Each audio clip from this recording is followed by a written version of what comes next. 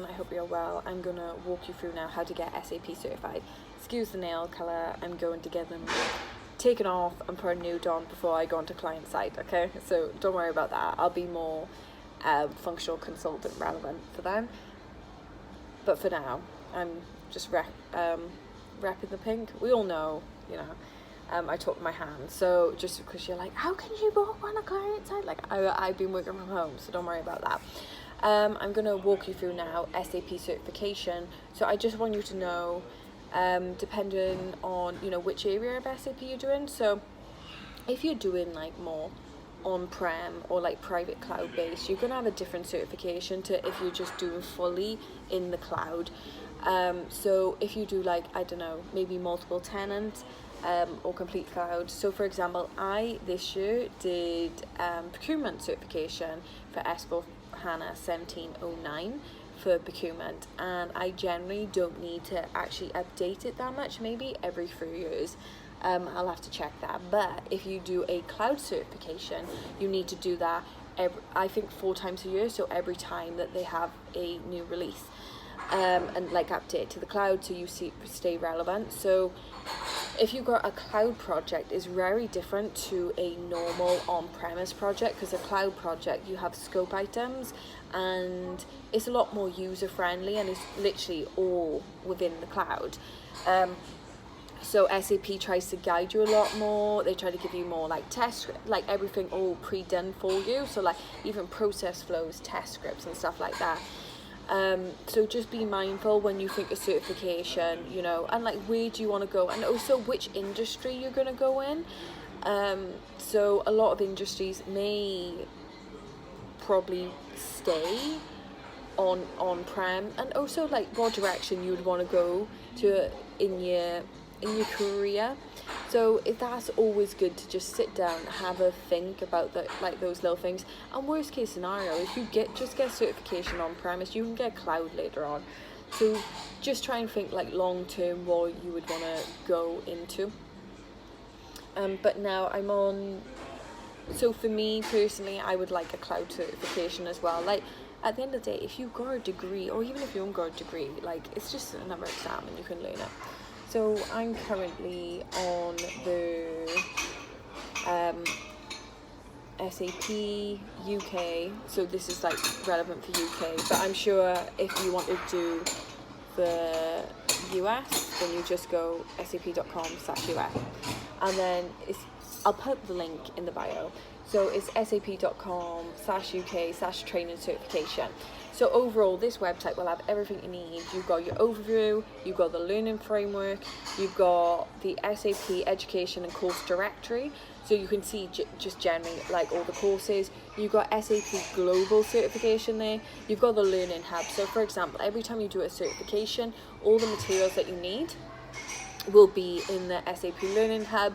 They will give you a learning journey of all the modules you need to learn to then, you know, be able to pass that certification. So it's just like, it's generally just like you do a degree. And then you also have the option of free SAP training. So that's Open SAP, that's what I mentioned before. And you have a lot of additional resources.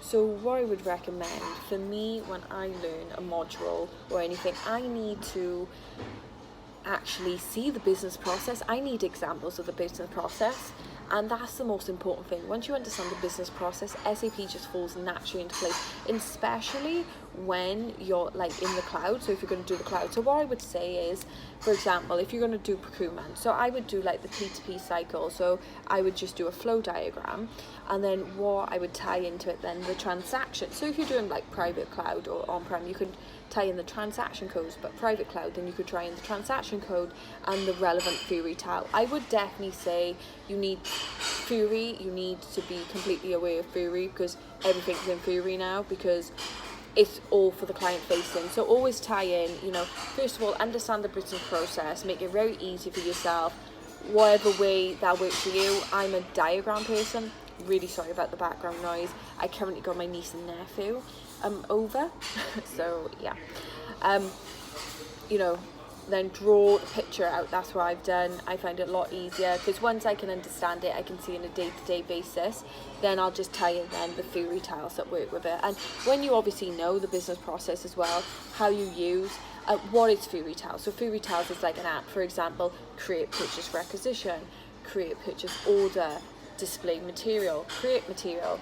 So for those of you who don't know theory, or you've used of like, you know, you've been on like ERP, you know, the earlier version of SAP before it went to Fury, pretty much every transaction code links to an app in Fury, as well as SAP have created like tiles where they put lots of the different Fury apps together. So we talk about like GUI style Fury apps and then Fury apps. So it's all terminology.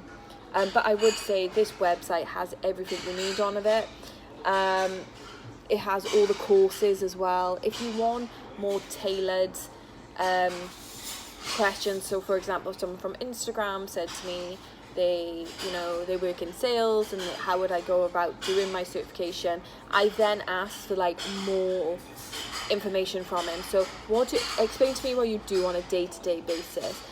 Do you want to stay in that? And then I can like recommend like which direction he should go into, and like maybe even like the path further on. How much is SAP certification? To be honest, the exam itself isn't that much money at all. The exam itself, I think mine, I think I may have had 3 attempts of mine, so free. So you can fail and then you get another 2 attempts. I think that costs £250, and then if your company gives you access to the Learning Hub, that's all it. So it's very I learnt mine at home, but obviously you can go into SAP itself. You don't need to.